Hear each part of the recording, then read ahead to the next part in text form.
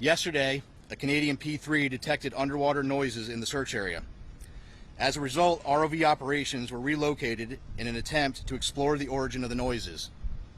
Although the ROV searches have yielded negative results, they continue. Additionally, the data from the P3 aircraft has been shared with our U.S. Navy experts for further analysis, which will be considered in future search plans. The surface search is now approximately 2 times the size of Connecticut, and the subsurface search is up to 2.5 miles deep, exponentially expanding the size of the search area. We also have to factor in the ever-changing weather conditions, currents, and sea states that expand the search area every hour. There is an enormous complexity associated with this case due to the location being so far offshore, and the coordination between multiple agencies and nations.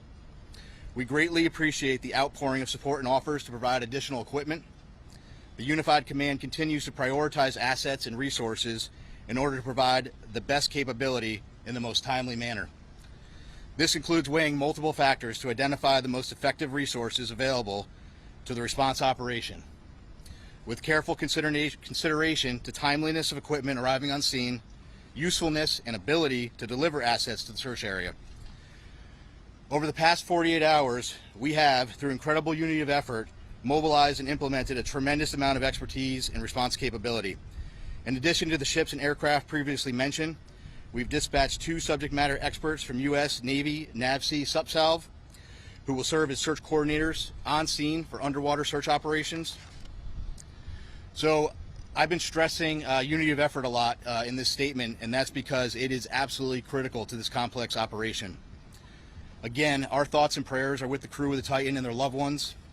We will continue to work as hard and as quickly as possible in an effort to locate them.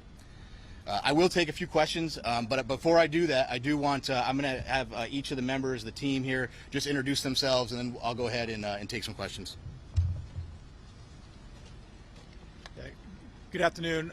I'm Paul Hankins. I'm the Director for Salvage Operations with the U.S. Navy's Supervisor of Salvage. Hello, I'm Carl Hartsfield from the Woods Hole Oceanographic Institute.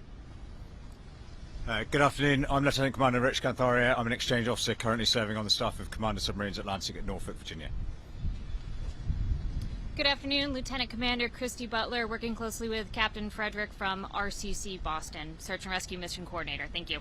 Thanks, Christy.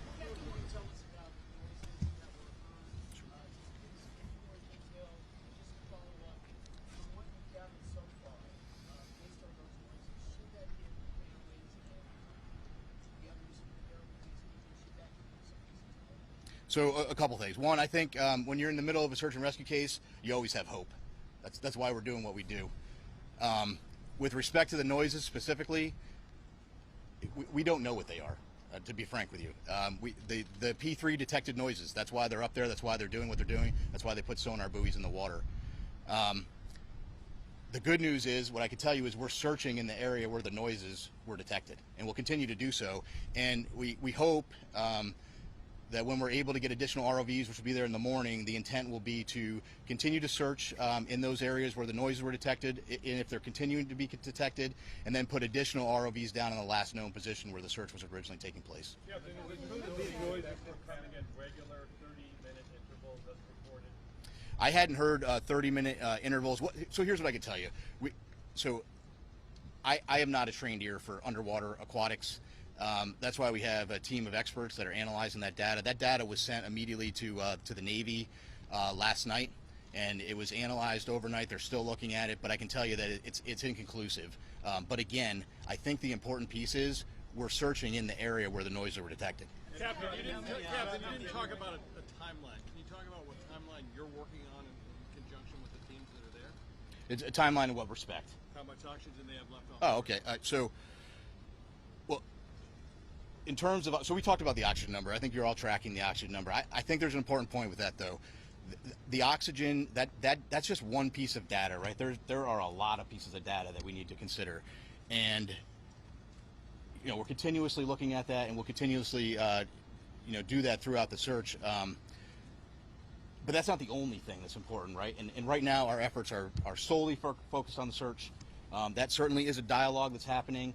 But we're focused on searching at this point. And this is a recovery or a rescue at this point? Oh, this is a search and rescue mission, 100%. We are smack dab in the middle of search and rescue, and we'll continue to put every available asset that we have in an effort to find the Titan and the crew members. Captain, are those ROVs, and can you confirm that some sort of rectangular object has been spotted?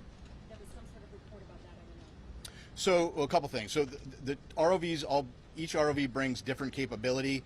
The ROVs that are diving today, Paul, what's the depth on the 4,000 meters. 4,000 meters. And some additional ROVs that'll be arriving tomorrow have additional depth capability. With respect to an object, so yesterday one of the aircraft did see an object. I will tell you this: in search and rescue missions, when aircraft are flying continuously, there is stuff out in the ocean that is floating. We went back, we looked at it. It wasn't. We didn't determine it to be debris. We don't think it correlates with the case, and it is not uncommon at all during an active search to see things, and then we go and look at them. So. Just part from BBC News. When were these noises first heard?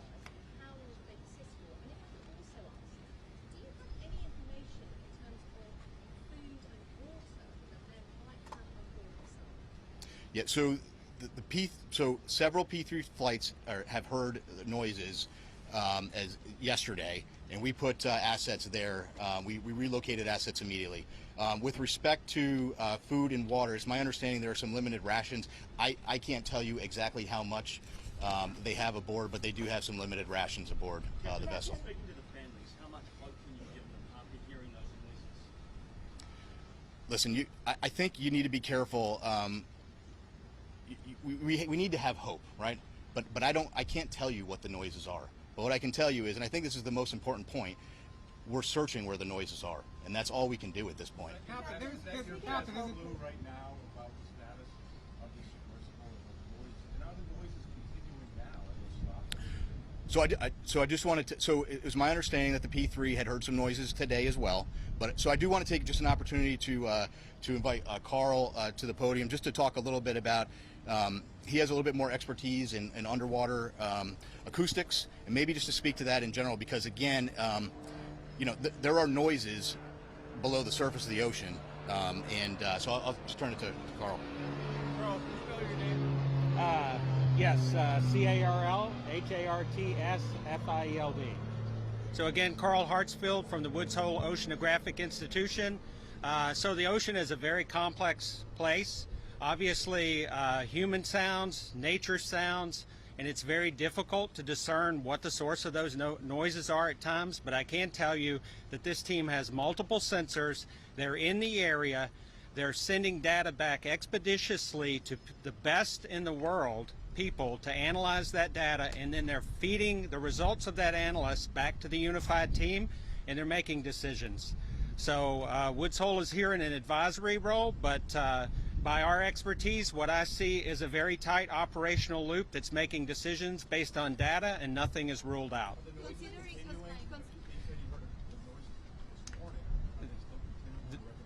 There have been multiple reports of noises, and every one of those noises is being analyzed, tracked, looked for patterns, and reported upon. Can you describe what the noise? Can you describe what the noise sounds like that they're hearing? Well, the noises, again, very complex in the ocean. You have to be an acoustic analysis, and you have to have context. They're trying to put all the pieces together. The noises have been described as banging noises. But again, they have to put the whole picture together in context, and they have to eliminate potential man-made sources other than the Titan. Is it possible that a ship in the ocean, or even some mammals out there could mimic that kind of sound? So I can tell you from my experience with acoustics that there are sounds by biologics that sound man-made to the untrained ear, but I can assure you that the people listening to these tapes are trained.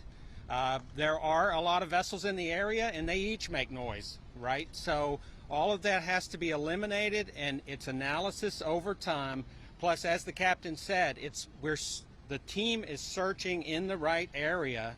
So if you continue to do the analysis, look for different patterns, and search in the right area, You're doing the best you possibly can do with the best people on the case. And Captain,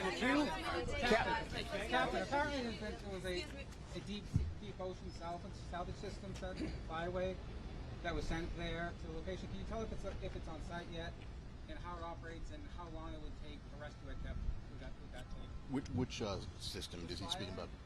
You know the system. What's the system that you're talking about? It's called a flyway deep ocean salvage system. That's just a hydraulic. Yeah, that's a crane. Yeah, so that's what I thought. So that's a piece of equipment. It's a crane piece of equipment. There are a lot of pieces of equipment flowing in through St. John's right now. One thing I did want to mention, I think it's important. Some of the ROV capability that's arriving soon is really great, incredible capability. One thing I want to point out is that French team that's coming in to serve aboard with their equipment aboard a French ship. They bring some state-of-the-art equipment, and so once they get on, we're going to have more assets down to look, and we'll continue to put them where we think the best location is. But if you were the search area expanded, how many days pass? Are you still optimistic that you're gonna find them? So how many days? Did you ask how many days? So How many days? well, so we have to remain optimistic and hopeful when you're in a search and rescue case. So we're right in the middle of the search and rescue case. So I don't want to get into a discussion about when that would end with respect to this case. What I will tell you, though, I'm happy to explain to you kind of how that process were to work. The Coast Guard prosecutes search and rescue cases on a daily basis, and sometimes we don't find what we're looking for, and you have to carefully consider all of the factors, and there are a lot of factors you consider. And then after you consider all of those factors, sometimes you're in a position where you have to make a tough decision. We're not there yet. But if we continue to search, potentially we could be at that point. But again, we're not there yet. And that's a discussion that we will have with the family long before I'm going to discuss that here publicly. What does the rescue operation look like? What does the rescue operation look like? I'm sorry, ma'am. Yeah, so I can't put a number on the I'm not going to put a percent. I don't have a percentage number. What I would tell you is that is just one data point, and there are more data points than that we have to look at. So right now we continue to search, and we'll have that later.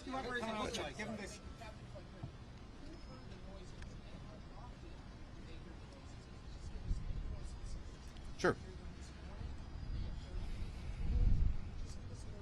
So the report. So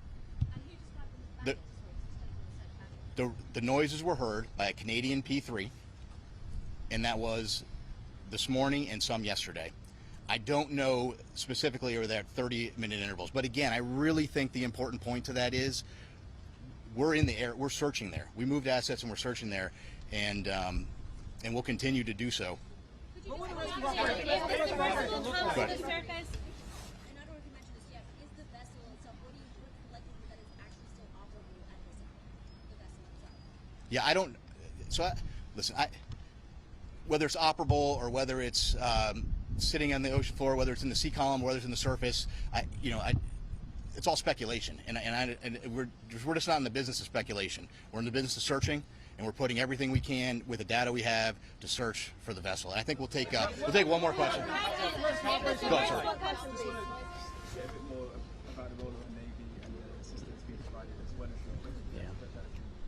Yeah, so we asked for some additional subsurface support, and we got that through the Navy, through a liaison officer. He's just one of many team members, and we're greatly appreciative of the British government and all the support they've given us. Can we expect a daily update now on this?